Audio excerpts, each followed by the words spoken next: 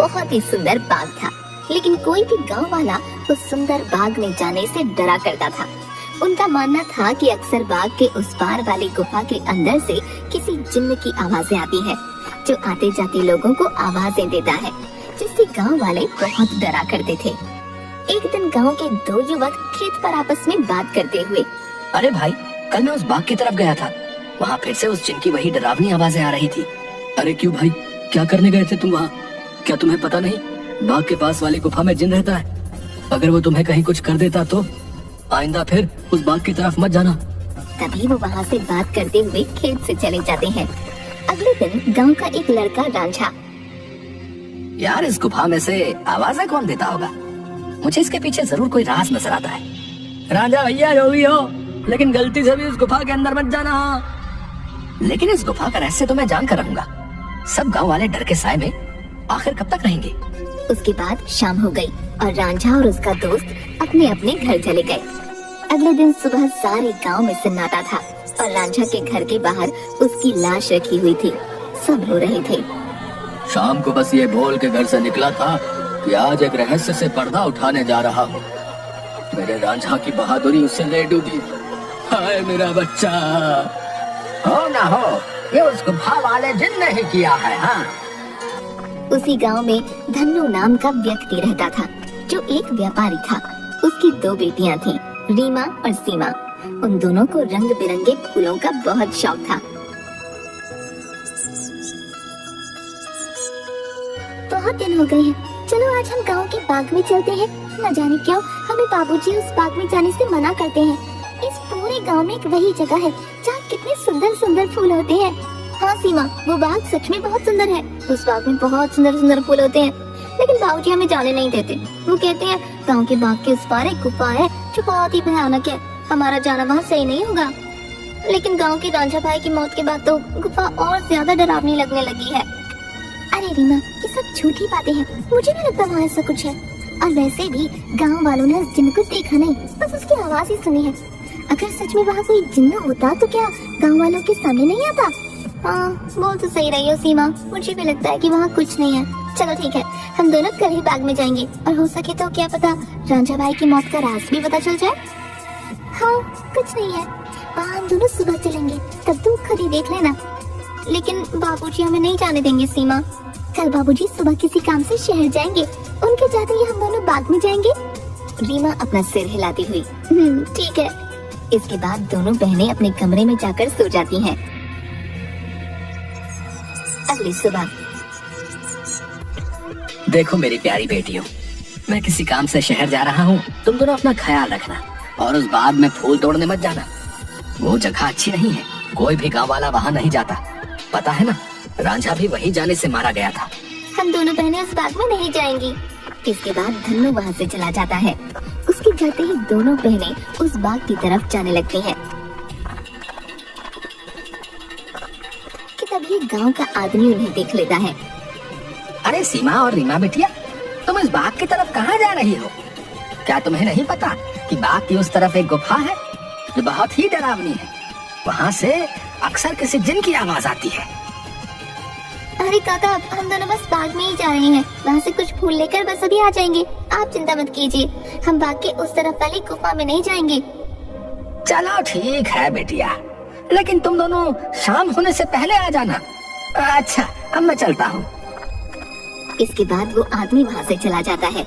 थोड़ी दूर चलने पर सीमा और रीमा देखती हैं कि दो चोर आपस में बातें कर रहे होते हैं। अरे भाई, हम ये सही कर रहे हैं क्या? गांव वाले तो कहते हैं उस गुफा में एक जिन रहता है जो लोगों को आवाजें देता है। मुझे नहीं लगता है ऐसा कुछ है। वो गुफा गांव के सरपंच की है। मुझे तो लगता है उसमें बहुत सारा खजाना होगा। सब गांव वालों को डराने का बहाना है। बस चलो, चलकर आज देख ही डालते हैं। इसके बाद वो दोनों गुफा की ओर जाने लगते हैं। उन्हें गुफा की ओर जाता देख रीमा और सीमा भी उनके पीछे जाने लगती हैं। कि तभी वो देखती हैं कि वो दोनों चोर गुफा के अंदर जाने ही वाले होते हैं कि वहाँ एक औरत आती है जो दिखने में काफी भयानक होती है और उसके हाथ में एक टोकरी होती है जिसमें बहुत सारे रंग बिरंगे फल होते हैं। तभी वो औरत उन दो चोरों से कहती है, कहाँ जा रहे हो तुम दोनों? क्या तुम्हें पता नहीं इस गुफा में एक जिन्न रहता है? वो तुम्हें मार डालेगा। चले जाओ यहाँ से, चले जाओ। क्या कहा? जिन? अरे बाबा। कि तभी उस जिन्न की आवाज आती है। कौन है वहाँ? क्या कोई मुझे सुन पा रहा है? अंदर आओ, निकालो मुझे यहाँ से। जिन्न की ऐसी डरावनी आवाज सुनकर वो दोनों डर जाते हैं। अरे भैया भागो, इस गुफा के अंदर तो सच में कोई जिन है, भागो यहाँ से। और वो दोनों वहाँ से भाग जाते हैं। मैंने तो पहले ही कहा था, यहाँ दोबारा मत आना, वो तुम्हें जिंदा नहीं छोड़ेगा। ये सब रीमा और सीमा देख रही थी कि तभी वहाँ रीमा और सीमा के सामने वो औरत आ जाती है जो देखने में काफी भयानक होती है, जिसके हाथ में बहुत सारे रंग बिरंगे फल होते हैं। कहाँ जा रही हो तुम दोनों? सीमा और रीमा डरती हुई। हम तो बस ऐसे ही बात घूमने आए थे काकी, लेकिन आप यहाँ क्या कर रही हैं? मैं तो यही रहती हूँ, यही बाग मेरा घर है। तुम दोनों यहाँ से जल्दी चली जाओ, वरना वो जिन तुम्हें छोड़ेगा नहीं। जाओ यहाँ से। क्या सच में बाग के उस पार वाली गुफा में कोई जिन्न है काकी? हाँ, और वो बहुत खतरनाक है। तुम दोनों यहाँ से जल्दी चली जाओ। इसके बाद वो औरत वहाँ से चली जाती है। मुझे बहुत डर लग रहा है, अब मैं इसके आगे नहीं जाऊंगी। मुझे लगता है वो औरत सच बोल रही है, वो जिन्न हमें मार डालेगा। मैं नहीं जाऊंगी उस गुफा में। ठीक है, तो मेरा यही इंतजार करना। मैं सिर्फ जानना चाहती हूँ, क्या वाकई वो आवाज जिन्न की है या नहीं? इसलिए मैं तो गुफा के अंदर जा रही हूँ। तुम यहाँ से कहीं मत जाना, मैं जल्दी आ जाऊंगी। इसके बाद रीमा अकेले ही आगे चलती है।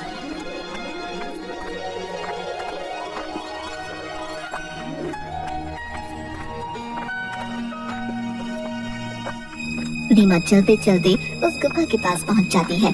तभी एक आवाज उसे सुनाई देती है जो काफी भारी होती है। ऐसा लगता है जैसे किसी रोते हुए इंसान की आवाज हो। वो कोई है यहाँ? मुझे यहाँ से बाहर निकालो। मैं इस गुफा में बरसों से कैद हूँ, निकालो मुझे यहाँ से। रीमा बड़ी हैरानी से वहीं खड़ी हो जाती है। कौन हो तुम और क्यों मुझे आवाज लगा रहे हो? क्या तुम वही जिन्न हो जिसके बारे में गांव वाले बात करते हैं? क्या सच में तुम यहाँ इस गुफा में हो? हाँ, मैं जिन हूँ। मैं कई सालों से इसी गुफा में कैद हूँ। मेरी सहायता करो लड़की, मेरी बात मानो। मैं तुम्हें कोई नुकसान नहीं पहुँचाऊंगा। तुम मुझे इस गुफा से आजाद कर सकती हो। इसके बाद मैं यहाँ से हमेशा के लिए चला जाऊंगा। मेरी सहायता करो। क्या सच में हमेशा के लिए तुम यहाँ से चले जाओगे? मैं तुम्हारी सहायता जरूर करूंगी। मुझे क्या करना होगा जिन? बताओ मुझे, मैं अवश्य करूंगी। तभी गुफा के दरवाजे खुलते हैं और रीमा उस गुफा के अंदर चली जाती है।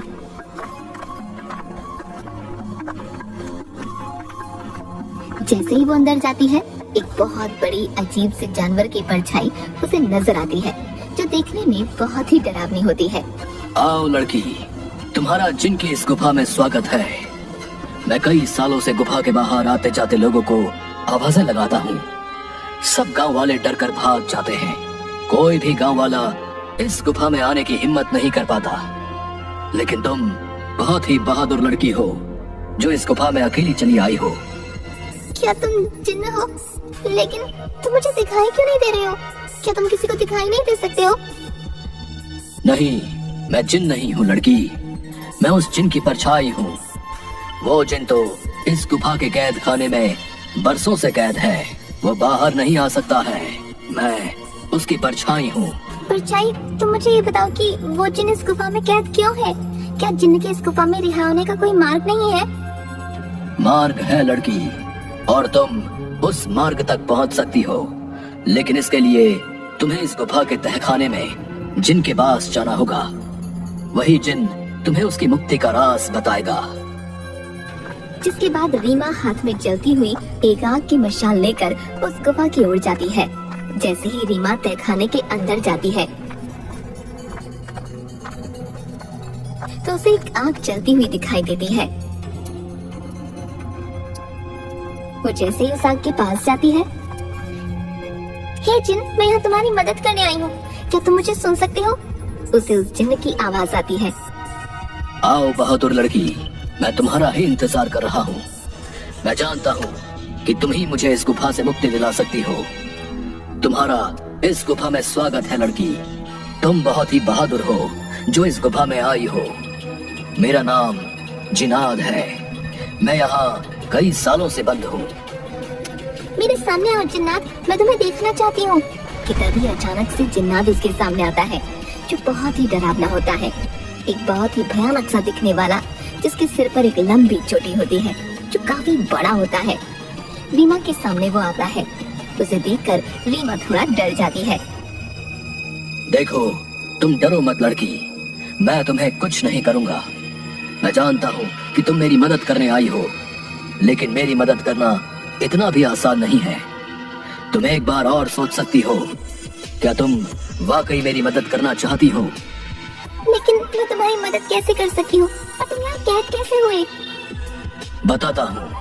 बहुत साल पहले इस गुफा में एक औरत रहती थी। वो बहुत गरीब थी। वो गुफा के बाहर वाले बाग से फल तोड़ा करती थी और उन्हें ही खाया करती थी।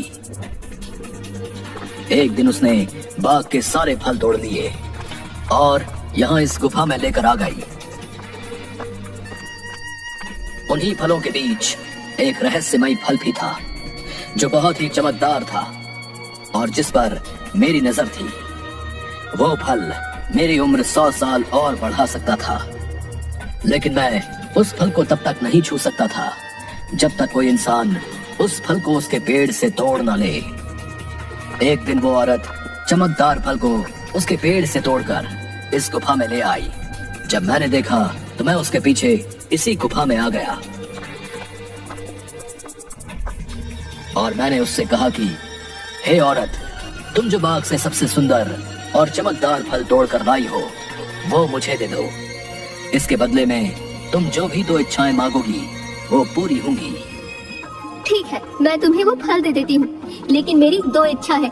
पहली ये कि तुम मुझे वरदान दो, आज से ये बाग मेरा होगा, और दूसरी ये कि तुम इस गुफा में ही कैद रहोगे, ताकि इस बाग में कोई भी तुम्हारे डर से ना आ सके, और हमेशा के लिए मैं ही इस बाग में राज करूँ। वो औरत मुझे फल तो दे देती है।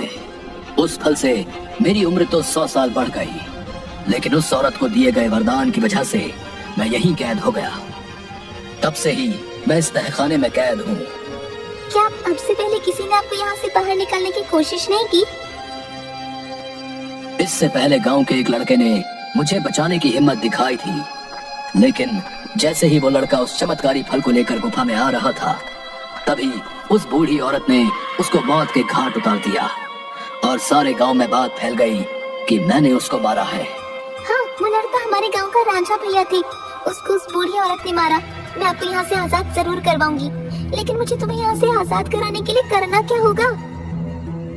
तुम्हें यहाँ से उस बाग में जाना होगा। वहाँ तुम्हें उस बाग में रहने वाली उसी औरत की झोपड़ी दिखेगी, जिसके कारण मैं इस गुफा में कैद हूँ। तुम्हें उसकी झोपड़ी में जाना होगा। वहाँ से तुम्हें सबसे सुंदर और चमकदार फल लाना होगा। मेरी मुक्ति का राज उस फल में ही कैद है।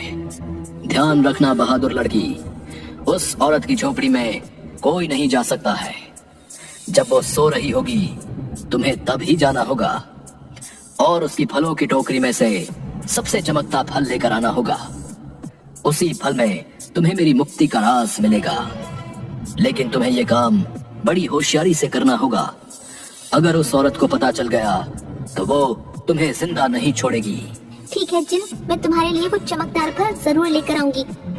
मैं तुम्हारा इंतजार करूंगा बहादुर लड़की। इसके बाद रीमा वहाँ से बाग में जाती है और उस औरत की झोपड़ी की ओर बढ़ने लगती है। रीमा देखती है कि उस औरत की झोपड़ी में कोई नहीं है। वो इधर उधर देखती है और उस झोपड़ी के अंदर चली जाती है।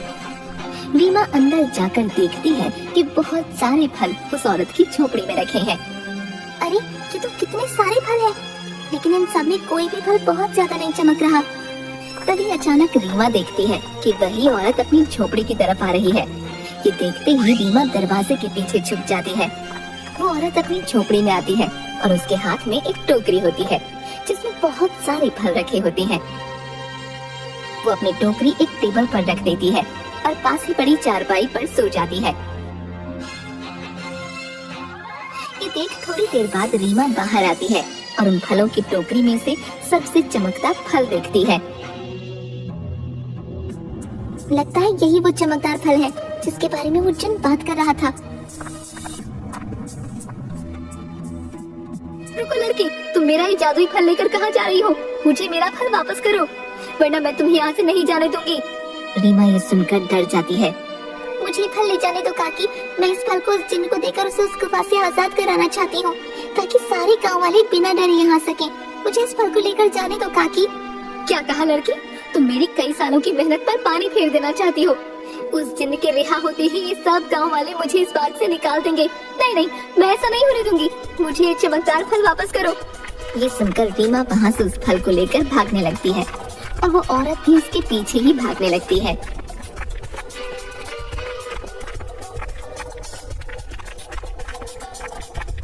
रीमा भागते भागते उस गुफा में पहुंच जाती है। जैसे ही वो गुफा में पहुंचती है, वो जादुई फल उसके हाथ से नीचे गिर जाता है, जिसके गिरते ही तोते में बदल जाता है। रीमा ये देखकर हैरान हो जाती है। तभी वो औरत वहाँ आ जाती है। ये तुमने क्या किया लड़की? इस जादुई फल को नीचे गिरा दिया और अब ये तोता तुम्हें इस जिन्न की आजादी का सबसे आखिरी रास्ता बताएगा। नहीं, मैं ऐसा नहीं होने दूंगी, मैं तुम्हें मार डालूंगी। वो औरत रीमा को जैसे ही अपने हाथों से मारने आगे बढ़ती है, वो औरत अचानक से आग में जलने लगती है, जिसे देख रीमा हैरान हो जाती है। तभी एक आवाज सुनाई देती है जो उस जिन्न की परछाई की होती है। डरो मत बहादुर लड़की, इस लालची औरत को इसके किए की सजा मिल चुकी है। अब तुम्हें अपनी मंजिल का आखिरी पड़ाव पार करना है, जिसमें ये तोता तुम्हारी मदद करेगा। तभी अचानक से वो तोता उड़ने लगता है और गुफा में उसी तरफ भागने लगता है जहाँ वो जिन्न कैद था। रीमा भी उसके पीछे पीछे चलने लगती है।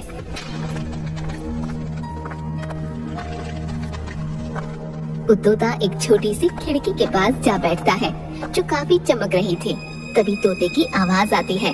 सुनो बहादुर लड़की, तुम्हें इस चमकदार खिड़की को खोलना होगा, जिसकी चाबी तुम्हें ढूंढनी होगी। मैं तुम्हें 2 रास्ते बताऊंगा, जिस पर चल के तुम्हें इस खिड़की को खोलने वाली चाबी मिलेगी। लेकिन 2 रास्तों में से तुम्हें कोई एक रास्ता चुनना होगा। पहला रास्ता एक गुलाब के फूल की तरफ जाता है, जो बाग की तरफ है। दूसरा रास्ता एक अंधेरे की तरफ है, जो इसी गुफा में उस तहखाने की तरफ जाता है, जहाँ वो जिन कैद है। जाओ और अपना रास्ता चुन लो। रीमा काफी देर सोचने के बाद, मैं गुफा वाला रास्ता ही चुनूंगी जो अंधेरे की तरफ जाता हो। जिसके बाद रीमा गुफा की ओर चलने लगती है कि तभी रीमा को एक सिक्का दिखाई देता है। अरे, ये इतना चमकता हुआ सिक्का यहाँ कैसे आया? और ये सिक्का इतना चमक क्यों रहा है? रीमा जैसे ही वो सिक्का हाथ में उठाती है, पूरी गुफा में रोशनी हो जाती है। अरे, ये तो पूरी गुफा में रोशनी हो गई।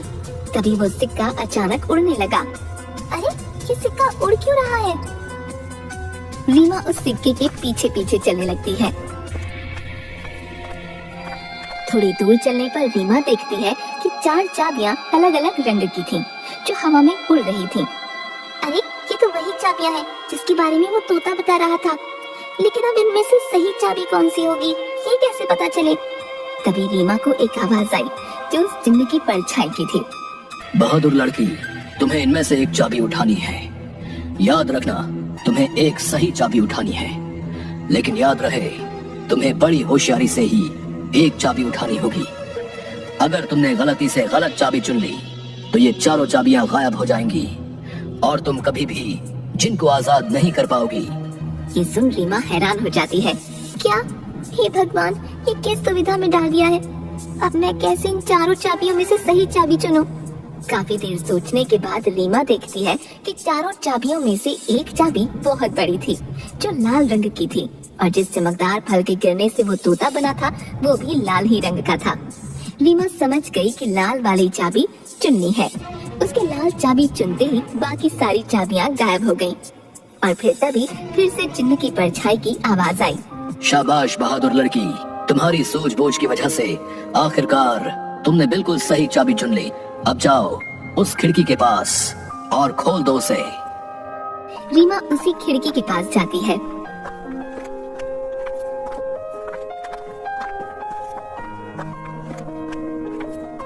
और देखती है कि अभी भी वो तोता उस खिड़की के पास ही बैठा था। ये देखो, मैं इस खिड़की की चाबी ले आई हूँ। तुम वाकई बहुत बहादुर हो लड़की।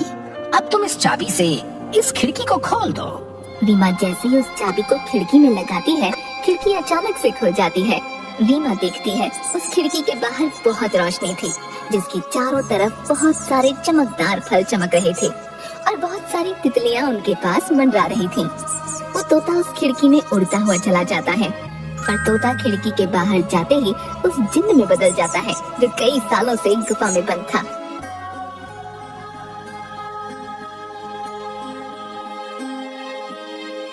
तुम्हारा बहुत बहुत धन्यवाद लड़की, तुमने मुझे इस गुफा से आजाद कर दिया। तुम एक निडर और साहसी लड़की हो। तुम जो भी मांगोगी मैं वो तुम्हें दूंगा। बोलो क्या इच्छा है तुम्हारी? क्या सच में अब तुम आजाद हो गई हो? अब तुम इस गुफा में नहीं हो। अब सब गांव वाले यहाँ आ सकेंगे। मैं और मेरी बहन भी अब बाग में आ सकेंगे कभी भी। हाँ बहादुर लड़की, अब किसी को भी डरने की कोई जरूरत नहीं है। अब मैं इस गुफा से बाहर आ गया हूँ अपनी दुनिया में। अब मैं किसी को आवाजें नहीं दूंगा। तुम जब चाहो यहाँ आ सकती हो। तुम्हारी ही वजह से मैं आजाद हो पाया हूँ। तुम मुझसे जो भी मांगोगी मैं तुम्हें वही दूंगा। बोलो क्या इच्छा है तुम्हारी? जिन, मैं कुछ नहीं मांगना चाहती हूँ, लेकिन अगर तुम सच में मेरी इच्छा पूरी करना चाहते हो तो गुफा के सामने वाले बाग से मुझे बहुत प्यार है।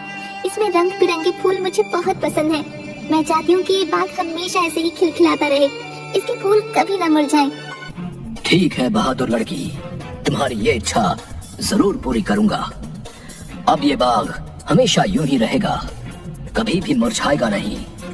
तुम अब जब भी इस बाग के फूलों को देखोगी तो ये हमेशा खिले रहेंगे। अच्छा, अब मैं हमेशा के लिए यहाँ से जा रहा हूँ। इसके बाद वो जिन्न गायब हो जाता है और खिड़की बंद हो जाती है। रीमा जब गुफा से बाहर निकलती है तो सब गांव वाले धन्नू और सीमा बाहर खड़े होते हैं। अरे मेरी बिटिया, आ गई तू वापस। उस जिन ने तुझे कुछ किया तो नहीं?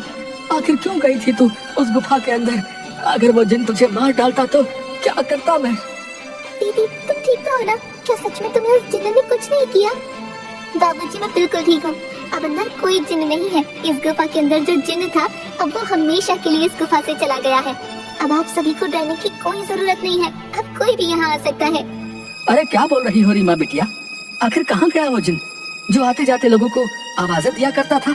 रीमा गांव वालों को सारी बात बताती है।